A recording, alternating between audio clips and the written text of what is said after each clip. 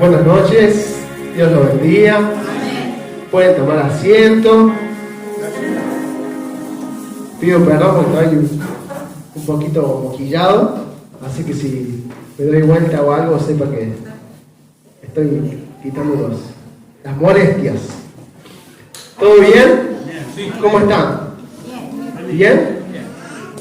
¿Con ganas de que el Señor hable de sus vidas? Amén. Esto lo vamos a hacer rapidito, porque juega River a las 9:30, así que lo vamos a hacer cortito. No, mentira, nada que ver. Nada. No hay apuro. Si hay hincha de River, quédense tranquilo que va a ganar, así que no tienen que ir a apuro de irse. Nada, vamos a ver qué pasa.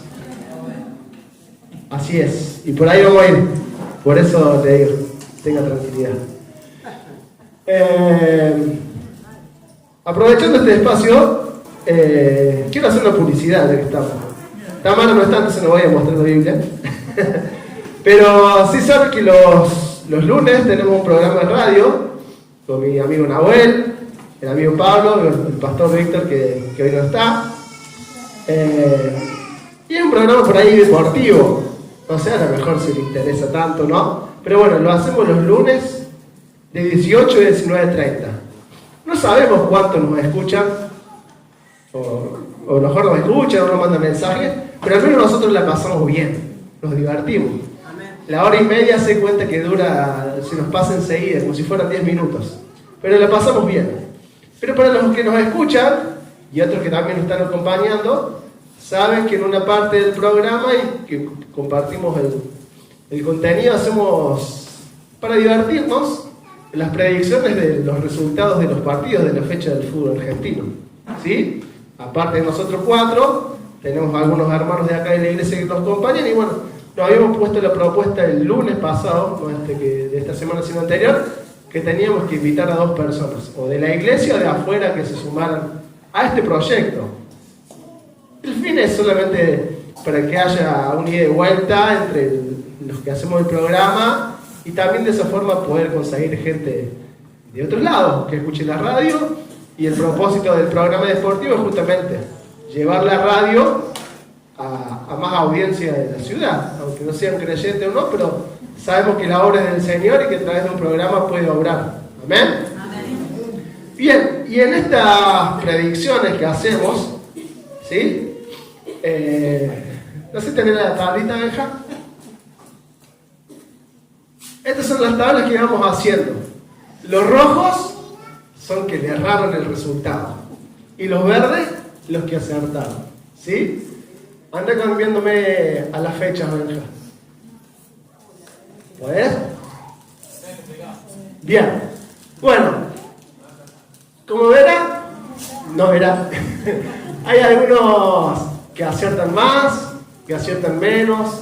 Pero esto no se sigue así, ¿ves? Si podés cambiar a otra. Ahí va, ¿ves?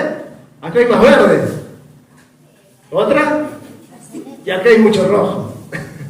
Pero, ¿a qué le quería llegar con esto, no? Nosotros lo hacemos por ahí con un fin de, como le decía, de divertirnos con la gente o participar. Pero hay páginas de apuestas donde obviamente para los resultados da probabilidades. El que tiene más chance de ganar va a pagar menos y el que tiene menos chance de ganar va a pagar más. ¿Sí? ¿Se entiende hasta ahí?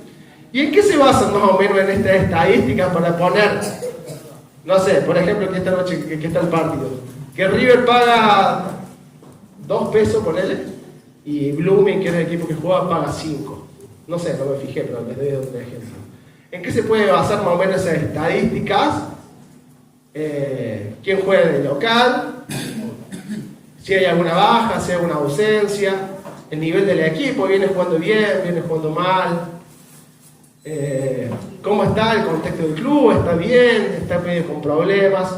Son todas variantes que llevan a las probabilidades de que el equipo gane, ¿sí? Mientras más probabilidades tenga, obviamente. Pero bueno, ¿cuál es la cuestión de esto que me deja, al menos en el fútbol, no hay una probabilidad absoluta. No hay un 100% que va a ganar este equipo, por más de que tenga las mayores variantes, siempre va a haber una posibilidad de que el más débil gane. ¿Amén? Sí.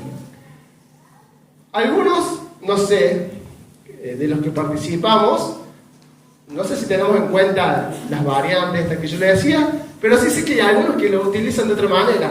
Hacen tate-ti, el que toque, o otro, este club lo conozco más que el otro, o si no, eligen al azar, digamos, en cierta forma, ¿sí? Iba a ver qué camiseta era mejor. Claro, bien, sí.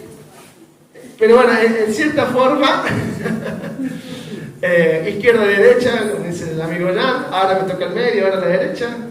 Pero bueno, son cuestiones que eligen cada uno, pero en cierta forma no hay un fundamento sólido, como le decía, de estas variantes que le hace elegir al equipo. Como que en cierta forma eligen sin ver, eligen ciegamente, o lo podemos llamar como una fe ciega, ¿sí? ¿Qué es una fe ciega para usted? ¿Cómo? Que no funciona. ¿Cómo? Creer por creer. Sí, bien. Vamos por ahí. Si queremos ver por ahí una definición de fe ciega, podemos decir que es una confianza absoluta, como dijo Nancy, creer con creer, pero sin ningún tipo de fundamento, sin ningún tipo de evidencia, sin ningún tipo de prueba. Es creer, aunque yo no lo entienda, creo. Aunque no lo razono, yo quiero creer que este va a ganar, por ejemplo, y lo creo. Aunque las probabilidades sean pocas, pero elijo creer. Si queremos decirlo, como por ahí en una frase, es creo, aunque no lo entienda o no lo sepa, lo creo.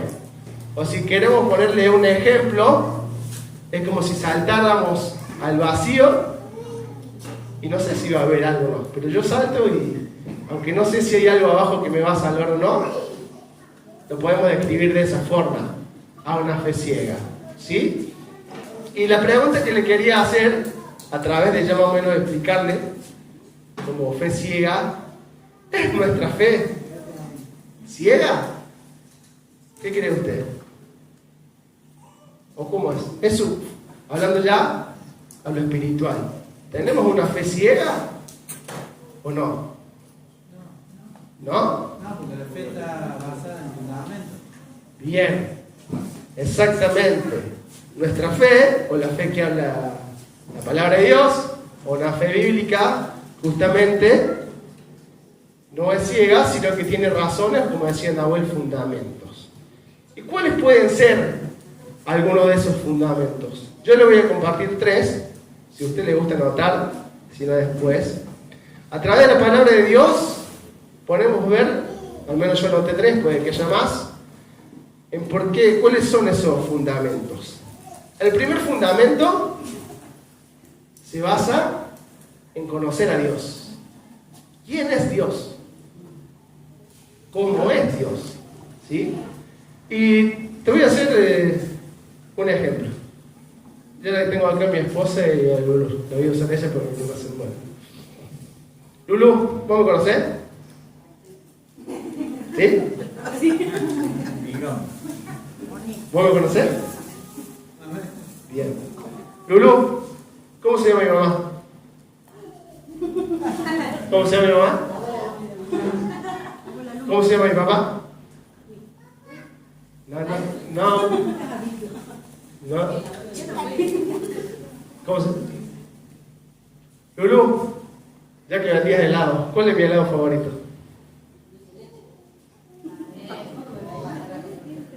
¿Me conocías, Lulu? No. Una cosa es que yo sepa quién es y otra cosa es conocerlo. Yo puedo saber que ella se llama Lucila Heredia, pero otra cosa es que la conozca, ¿no?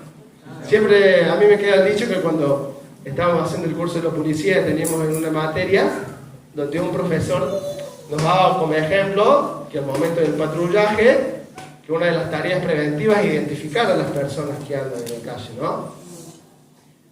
Y dijo, cruzaste a esta persona, no, esta la conozco. Pero en realidad sabes el nombre, pero no conoces. ¿Y a qué nos llevaba? Por ejemplo, si vos lo conoces, por ejemplo, tenés que saber cuánto calza.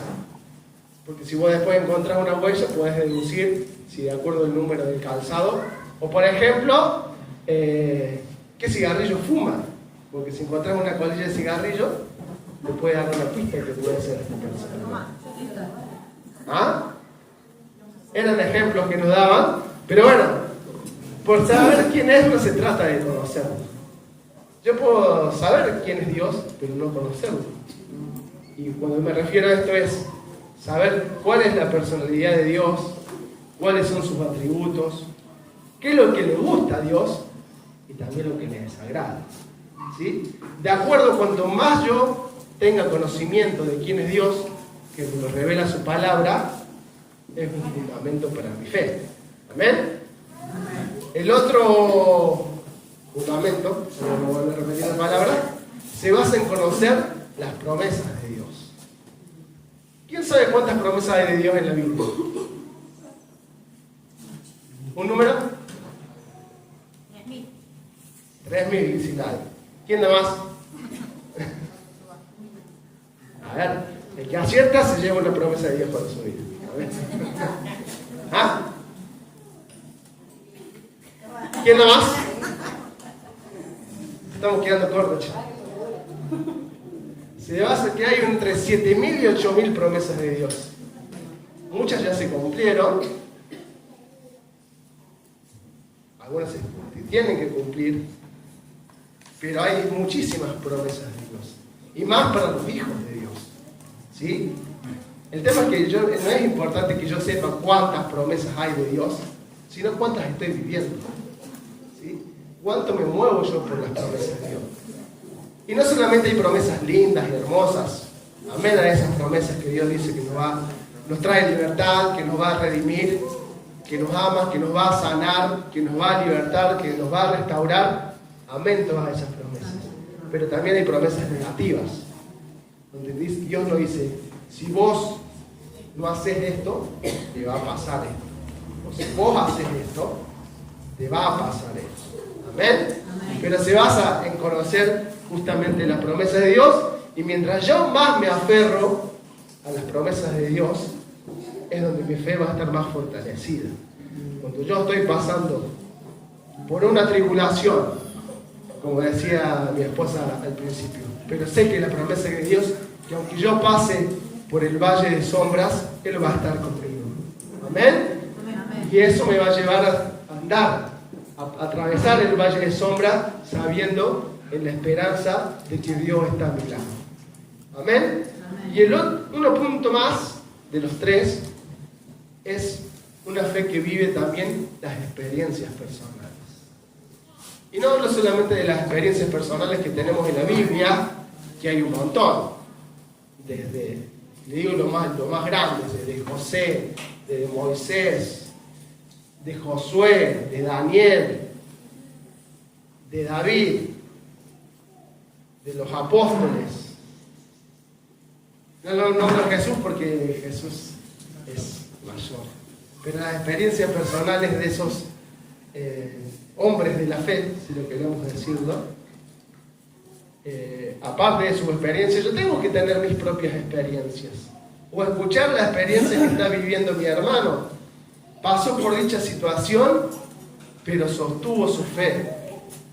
Y anduvo, y no cayó. Y aunque cayó y besó el piso, se levantó, porque su fe fue más fuerte. ¿Amén?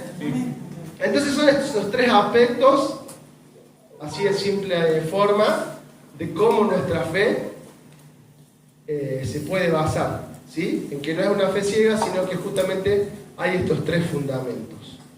Ahora, cuando yo le hablo de fe, ¿qué versículo se le viene a la mente? El primero que se viene. ¿Cómo? No, pensé que iba a decir otro. Después la fe. ¿Ah? Después la fe. Hebreos. Exactamente. Hebreos 11:1. ¿Cómo dice el versículo?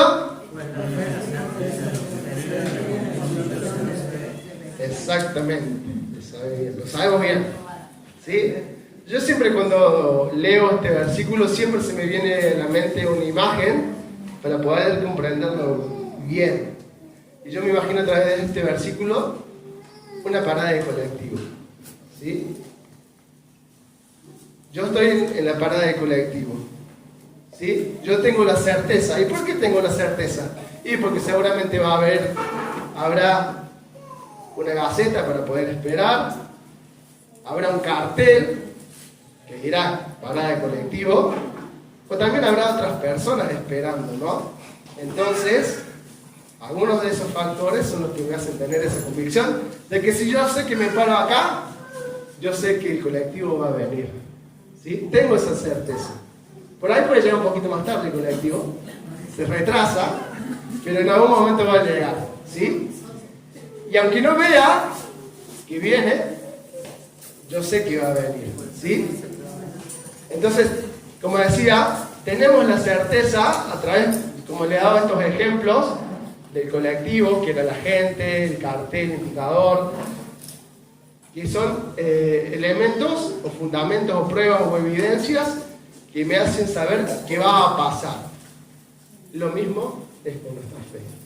A través, como le decía yo, de saber quién es Dios, de saber cuáles son sus promesas, y de lo que vivo, sé que las cosas que Dios prometió van a pasar, y sé que van a pasar. ¿Ven? No es una esperanza vana. ¿Sabía que por ahí, no sé si lo saben, que esperanza no es lo mismo que fe? ¿No sabían? Yo tampoco lo sabía, lo perdí. Una esperanza, cuando hablamos de esperanza, es un deseo a futuro. Un sueño. Un sueño, exactamente. Un deseo, como también puedo decir, de algo que creo que va a pasar. Yo tengo la esperanza de que voy a conseguir un trabajo mejor. O tengo la esperanza de que ya va a aumentar el sueldo de los policías. Amén. Pero tengo la esperanza porque como se dan dando las cosas, por eso hay que apoyar a los maestros que hagan parte. Nada, mentira, nada. Porque si los maestros le aumentan, a nosotros aumentan. Pero no, los chicos tienen que ir a la escuela. ¿Sí? Y más o menos, podemos colaborar con la obra. Pero como decía, justamente, tengo esa situación. La esperanza es un deseo, pero en la fe tengo la seguridad de que va a pasar. Amén.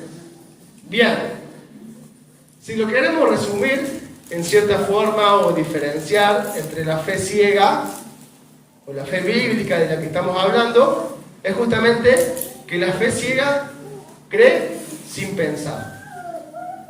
¿Sí? No piensa. Elige, pero no tiene motivos para elegir. Pero la fe bíblica también cree, lo cree también, pero confía en Dios. ¿Amén? ¿Confía en Dios? Amén. Amén. Bien.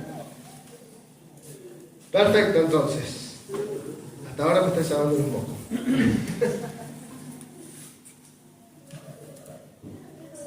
Bien. Ahora, tampoco le quiere decir que esto sea un punto de vista mío, sino que ahora lo que vamos a repasar, volviendo a los fundamentos, pero en lo que dice la palabra de Dios. No es lo que digo yo, sino lo que dice la palabra. ¿Sí?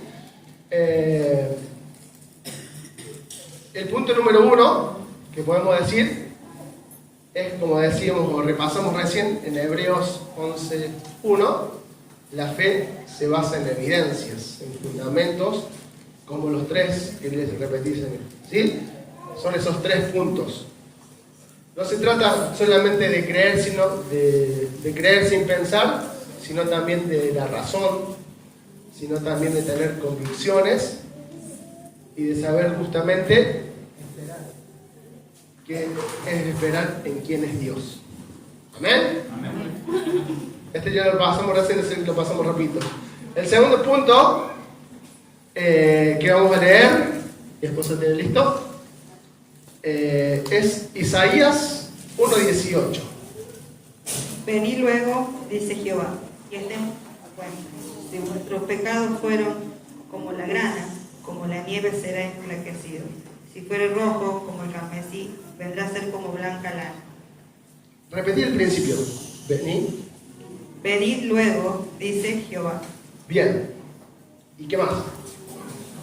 y estemos a cuenta. Estemos a cuenta. Dios no dice, como el libro de Isaías, también lo dice a nosotros. O como decía otra vez el pastor, vení, vení, vení, vení. Sentémonos. Vamos a abrir un poquito más la mente, ¿sí? No seas tan cerrado, me dice el Señor. Entendeme. El Señor sabe todo, Él entiende, pero nosotros por ahí el orgullo no nos hace abrir la mente. Pero el Señor dice, vení. ¿Cuáles son tus dudas? ¿Qué estás dudando de mí? Hombre de poca fe. ¿Sí? El Señor nos llama que nos presentemos. ¿Te han pasado de tener dudas en algún momento de tu fe? Amén. Creo que a todos en algún momento. Arriba o abajo, pero en algún momento, no sé si digo decir una crisis de fe, pero sí a lo mejor una duda. Me está pasando esto y no sé para qué lado va a apuntar. Pero acá te la presento, Señor. Y a través de la oración y a través de la búsqueda del Espíritu Santo, el Señor nos da la respuesta. La respuesta correcta. No es la que nosotros queremos, pero es la respuesta correcta. Amén. El otro punto, número 3. Romanos 10:17. Así que la fe es por el oír y el oír la palabra de Dios. Amén. La fe justamente viene por oír y entender la palabra de Dios. ¿Sí? Nuestra fe no se basa en la ignorancia, sino justamente en lo que dice la palabra de Dios. Y no es solamente oírla, sino también es pensarla, es meditarla, guardarla, buscarla intencionalmente, esa búsqueda, ¿sí? Y a través de escuchar la palabra de Dios es donde mi fe se fortalece y tiene fundamentos. Amén. Otro versículo más, Mateo 22:37. Jesús le dijo, amarás al Señor tu Dios con todo tu corazón, y con toda tu alma, y con toda tu mente. Con el corazón, con el alma y con la mente, que es donde pensamos, es donde razonamos, ¿sí? Allí está. No nos dice el Señor, desconecta tu mente, sino entendeme, ¿sí? Analizar lo que te digo, reflexionar y que lo puedas entender bien. No es que por ahí te pasan, que te explican una y otra vez y como que vos te preguntan, ¿y entendiste? Y ya te da lástima decirle, no entendí. Sí, entendí. Y nunca entendí nada del hermano. Después, ¿y lo hiciste? No. Y bueno. Pero el Señor nos pide que razonemos. Yo creo que todos acá tienen razón de razonar. Yo creo que acá no hay ninguno declarado insano, con un certificado judicial, ¿sí? Porque, por ejemplo, en ciertas causas o hay ciertas personas que se las declara inimputables. En este caso, los que padecen alguna enfermedad mental, que no tienen razón, que no pueden entender o comprender sus actos, si se los declara como insano o inimputable, quedan de cierta forma liberados. Pero hasta acá, por lo menos que conozco, ninguno es así. Algunos parecen más o menos. Pero no. Algunos no. Eso es otra cosa. ¿Sí? Entonces todos tenemos razón y todos tenemos la oportunidad de pensar y de razonar y de meditar, ¿no? Justamente, entonces, el Señor no nos pide que desconectemos nuestro cuerpo, nuestra mente, sino que también la utilicemos. Por eso nos pide que lo amamos también con nuestra mente. El penúltimo versículo, 1 de Tesalonicenses 5:21. Examinarlo todo y retener lo bueno. ¿Qué tenemos que examinar? ¿Y retener? Bien. Y esto es justamente lo contrario a la fe ciega. La fe ciega se guarda con todo, lo bueno y lo malo. ¿Sí? se retiene lo que sea, porque eligió de esa forma y no razonó ni pensó, sino que entendió, ¿sí? Y el último versículo es 1 Corintios 15:6. Después apareció a más de 500 hermanos a la vez, de los cuales muchos viven aún y otros ya duermen. Está hablando de Jesús. Jesús no solamente apareció, como hablaba el pastor el domingo, no solamente apareció a María Magdalena o a los discípulos, a los apóstoles, sino se le apareció a más de 500 personas.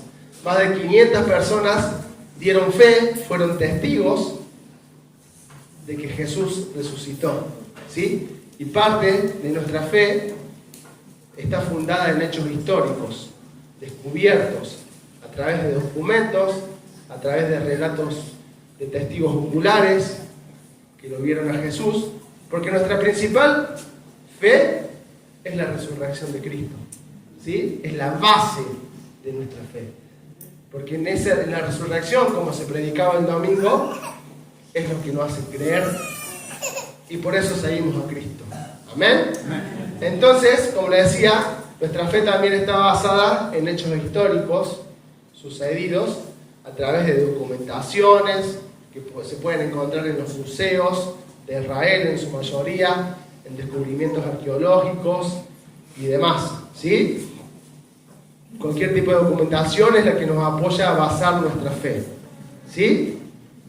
Entonces, resumiendo estos puntos que leímos recién, podemos decir que nuestra fe no ignora la razón, no la ignora, nos pide que razonemos, que meditemos, que entendamos, y también la fe no evita las preguntas, ¿sí? Y ahí es que muchas veces fallamos, ¿sí? En que no nos preparamos como iglesia. Pensamos que solamente el pastor o la pastora o el líder son los que se tienen que preparar o ocupar, pero todos como seguidores de Cristo tenemos que estar preparados. No la vamos a ver toda, hermano, esa es la verdad. Pero si van y nos preguntan una cosa, y no sé, y después nos preguntan otra, y no sé, ¿y qué vale, iglesia? ¿Qué estás aprendiendo? No sé. ¿Sí? Porque voy, pero no me pregunte por qué, ¿sí? Entonces, estamos llamados a prepararnos, a leer, a estudiar, a buscar,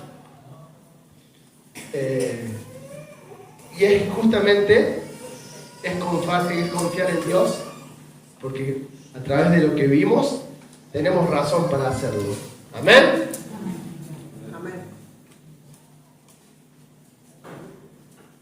Ahora, todo muy lindo, todo muy hermoso, hablamos de lo que hay que saber, de lo que hay que entender, cuáles son los fundamentos, los guardé en mi mente, los tengo listos, preparados, estoy listo para salir a la calle, ya me equipé con todos los fundamentos y la base y todo lo demás. Pero ¿qué pasa? Hay un pequeño problemita. Cuando hablamos de la razón, hay un enemigo. Y no hablo del enemigo de Satanás, sino un enemigo propio. ¿Cuál creen que puede ser? Tenés... Se me fue el de la compu. Ahí va Pablo. Poneme la imagen de vuelta. Yo acá me voy a exponer yo mismo. ¿Sí? ¿Recuerdan que habíamos dicho de qué podíamos basarnos? Si ganaba, si no ganaba, si jugaba de local, si jugaba de visitante, ¿sí? Y cuáles eran las probabilidades y cuáles no eran las probabilidades, si teníamos posibilidad de ganarnos. Pero hay un problema, yo lo voy a decir. Por ejemplo, ustedes no lo van a ver de acá, pero en los casilleros míos, después yo me puse a analizarlo y por eso también me llevó a armar este mensaje. Es que yo en los partidos de River nunca dije que River iba a perder. Amén. Pero no voy a ir solo. Si yo me voy, que venga alguien conmigo. Pablo tampoco fue nunca en contra de Independiente. Nunca. Siempre dijo que empataba o ganaba. No le acertó ni una. Ni una. Solamente el de ahora, el del clásico. Pero si no, nunca acertó el resultado de Independiente. Si ustedes buscan después acá los partidos de Independiente y de Pablo, están todos en rojo. ¿Y por qué? Porque las emociones o los sentimientos van muchas veces por encima de la razón. ¿Amén? Y es ahí donde tenemos. Yo puedo tener todo el entendimiento, la capacitación, pero cuando viene la emoción, toda esa inteligencia, si queremos ponerle de algún mote, se fue por allá. Porque las emociones muchas veces nos pueden, ¿sí? Y creo que a todos nos pueden, ¿sí? Y es porque somos justamente seres emocionales, ¿sí? Entonces, si a vos te mueven las emociones, no te pienses que sos débil, porque a todos nos pasa. La otra vez decía Marcelo que estaba peleando con el orgullo, y le digo, bienvenido al club, porque estamos todos peleando con el orgullo, no sos el único. Pero muchas veces, más allá de lo que yo pensé o lo que sé, las emociones o los sentimientos nos ganan. ¿Y por qué? Es importante saberlo, porque si yo lo sé, ya me da una ventaja, ya voy a estar mejor preparado. ¿Y cuál es uno de los puntos? Porque las emociones son más vencedoras a la razón, es porque son más rápidas. Una emoción te parece de un segundo al otro, ¿sí? Pasó una situación y se te vino el enojo, hermano, se te vino la tristeza o la alegría en un segundo, ¿sí? Las emociones son mucho más rápidas. Y eso muchas veces nos lleva a hacer cosas que después decimos, ¿por qué hice esto? ¿Por qué actué de esta manera? ¿Sí? Después de que pasó lo pensé, pero la emoción me ganó. ¿Por qué hice esto? ¿Por qué traté a esta persona de esta manera? ¿O por qué le elevé mi tono de voz? ¿O por qué le grité? O lo que se te venga a la mente. Pero seguramente nos pasa que hay situaciones que después nos arrepentimos, pero la emoción fue más fuerte. Y justamente ese es el punto. No es solamente que son más fuertes, que son más rápidas, sino que son también más fuertes, ¿sí? Yo puedo tener todos los argumentos que me llevan a la lógica y comprender, pero la emoción esa que te viene es muchas veces más fuerte e intensa, ¿sí? Por ejemplo, ¿quién sabe que ante una situación no se tiene que enojar? Pero nos enojamos. ¿Por qué me enojo con esto si yo sé que no me tengo que enojar? No voy a dar ejemplo porque está mi esposa acá cerca, entonces yo quiero volver a mi casa en paz. Pero a veces nos ganan las emociones. ¿Y por qué? Porque somos seres emocionales, como decía, y las emociones Dios las puso porque en cierta forma son un mecanismo de defensa en nuestras vidas, ¿sí? Cuando tenemos miedo, ¿a qué le tenemos miedo? A un peligro. Y el miedo es que algo que nos ponga en riesgo, es algo que nos lleva, el miedo nos quiere llevar a huir de ese lugar. Por eso digo, actúa como un mecanismo de defensa, que yo me siento temoroso en cierta situación y el miedo me va a llevar a huir, ¿sí? También el enojo muchas veces, la Biblia dice que nos enojemos pero que no pequemos, pero el enojo es un mecanismo de defensa que nos lleva a querer defendernos, ¿sí? Parte de eso. Y también las tristezas. La tristeza también es un mecanismo de defensa para pasar los procesos, ¿sí? Por eso muchas veces en situaciones dolorosas nos invade la tristeza porque nos lleva a pasar ese proceso. ¿Amén?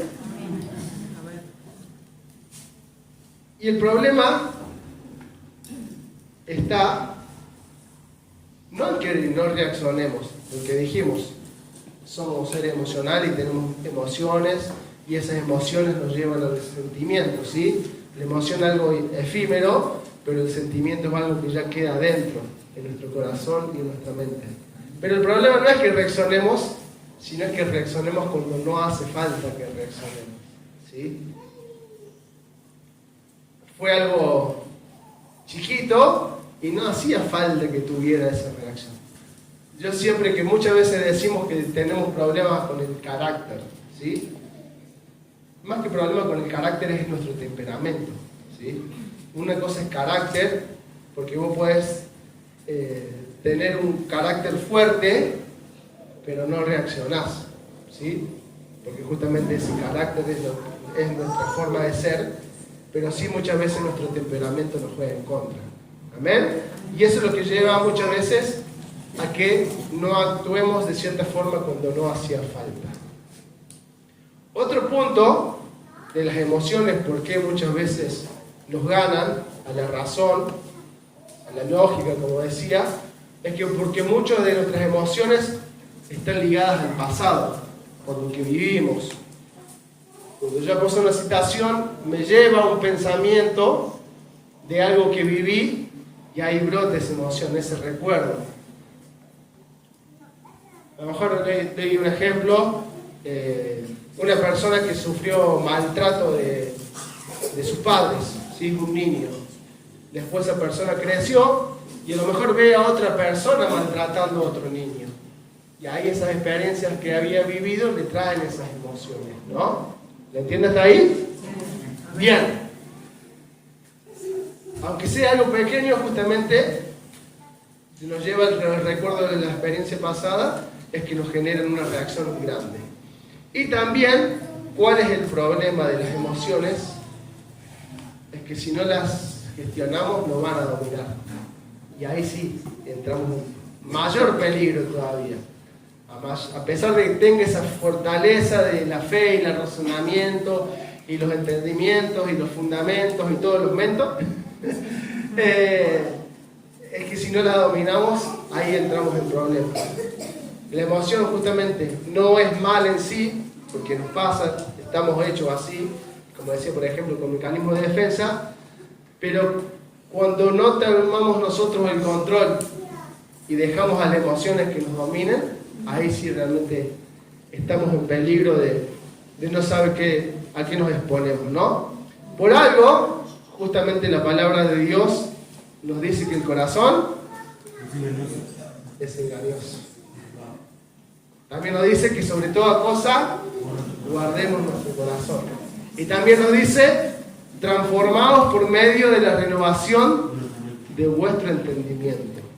No nos dice lo que leímos recién, elimina tus emociones, sino que nos dice, ordenalas con una mente preparada, una mente lista. Entonces, ¿qué hacemos? ¿Le damos mayor lugar a nuestra razón o le damos mayor lugar a las emociones? Si te preguntara hoy en día, ¿en qué situación estás? ¿Más por el lado de la razón o más por el lado de las emociones? ¿Sí? Para que podamos reflexionar, ¿sí? Y no se trata justamente de elegir entre la razón o la emoción, sino de saber que las emociones no nos gobiernan, ¿sí? Porque cuando las emociones nos gobiernan, todos los pensamientos y toda la razón lo perdemos, ¿sí? ¿Y cuáles son algunas claves justamente para dar lugar a que la razón venza a las emociones? Es tomarnos esos famosos 10 segundos. Tomate esos 10 segundos. ¿Me pasó esto? Tomate esos 10 segundos. No seas impulsivo, hermano. No te dejes llevar, sino tomate esos 10 segundos. Y otro tip que te puede ayudar en esos 10 segundos es que te digas lo que estás sintiendo. Estoy sintiendo enojo. Estoy sintiendo enojo, Señor. Estoy sintiendo enojo. Dame paciencia, Señor. No me dejes responderle como mi carne quiere que le responda. No.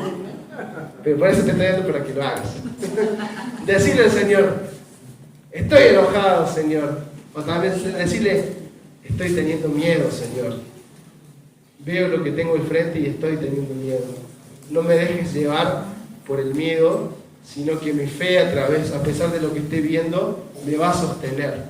¿Amén?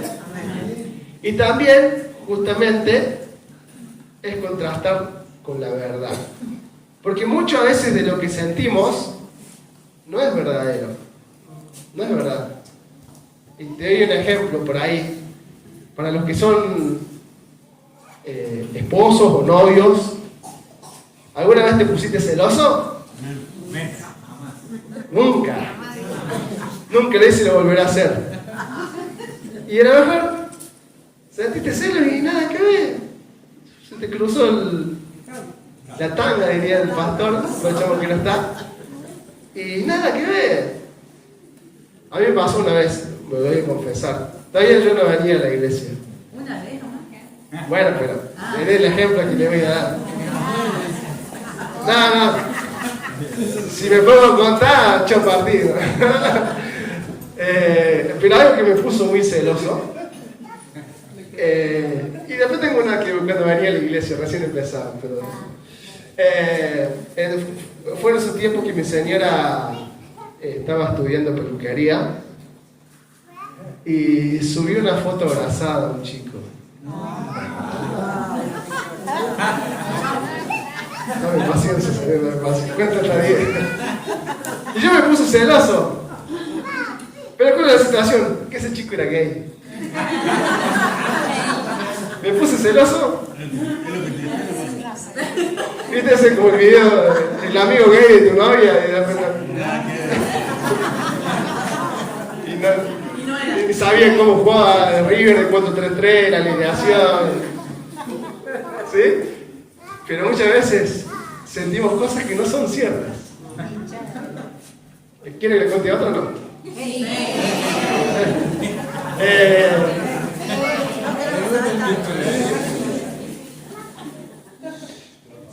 Esto sí, ya había empezado en la iglesia.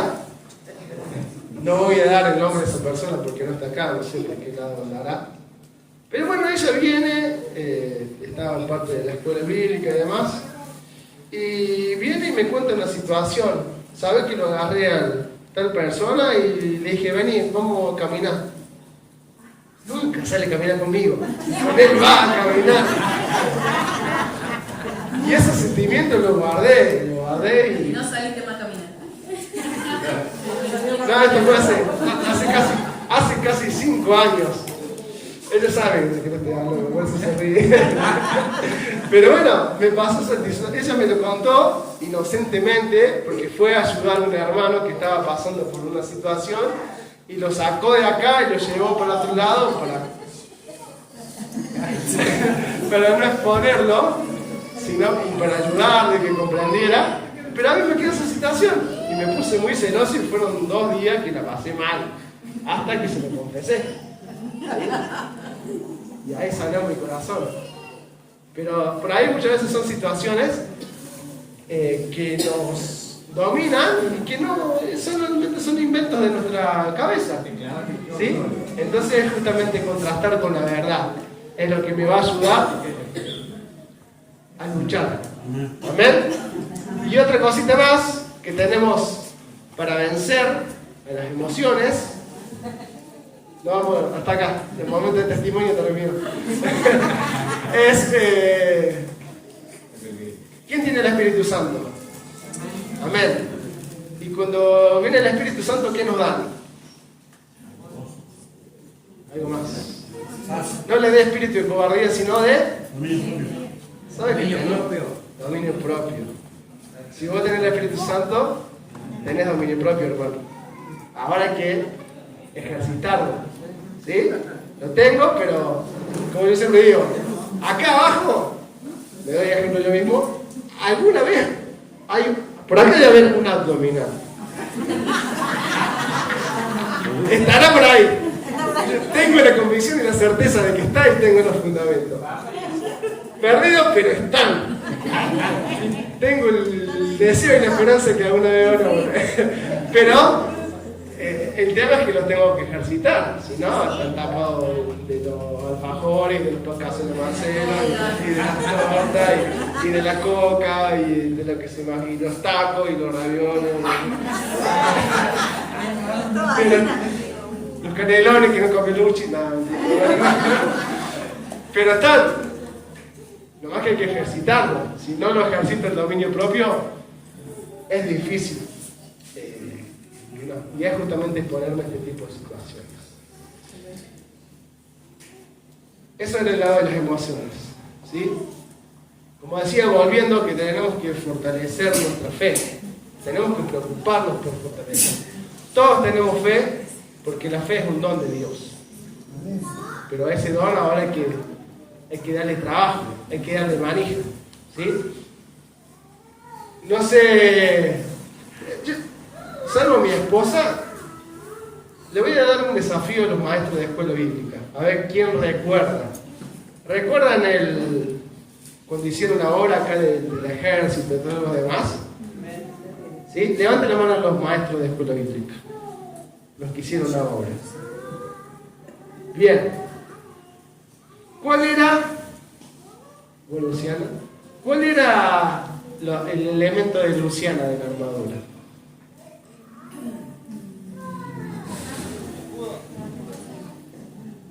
¿A qué lo dice? Porque debe ser, pero vos no sos maestro. Era el escudo de la fe de Luciana, ¿sí? Mientras más fuerte sea mi fe, mayor va a ser mi escudo, ¿sí? Mientras yo tenga más fundamentos en mi fe, porque yo puedo tener un escudo, puedo ir a la guerra con un escudo, pero si es de cartón, me van a traspasar, o de nylon, o de papel. Y el versículo, hablando de Efesios, donde dice que son el escudo de la fe para evadir los dardos del enemigo. Si tengo una fe blandita, el dardo va a pasar como una, ¿sí? Y no es que son dardos como el fuego de los dardos, que son chiquitos los dardos del enemigo. Imagínate los tamaños, no entienden, son de varios tamaños, ¿sí? Y entonces ahí nos llama a fortalecer nuestra fe a través de los fundamentos y de la lógica y de lo que nos dice la palabra de Dios. Es que yo te invito en esta noche a que puedas fortalecer tu fe.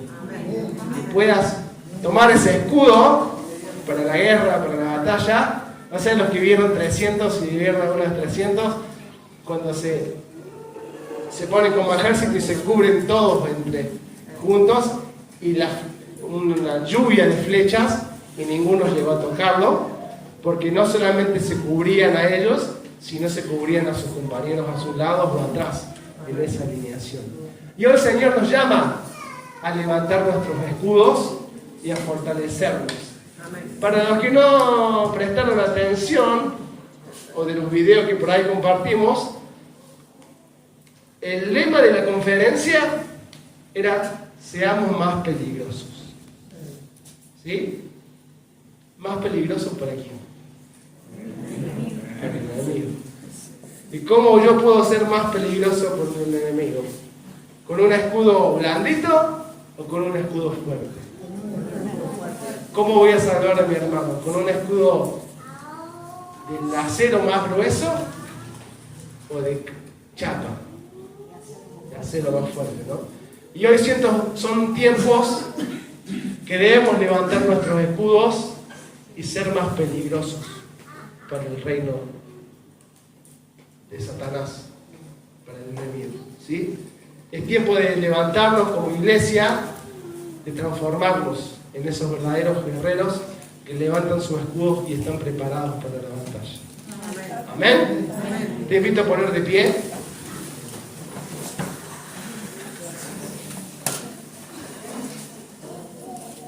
Te invito a cerrar tus ojos, que puedas buscar ese tiempo con el Señor, y a través de la adoración que vamos a cantar, es que le pidas al Señor que te ayude, que te auxilie. Que en los momentos difíciles puedas buscar esos fundamentos que el Señor te provee, esas herramientas que te da, porque a pesar de las circunstancias que ocurran, el Señor va a orar por tu fe, hermano. Vas a ver milagros de la mano de Dios por tu fe. Tu familia va a ser restaurada por tu fe.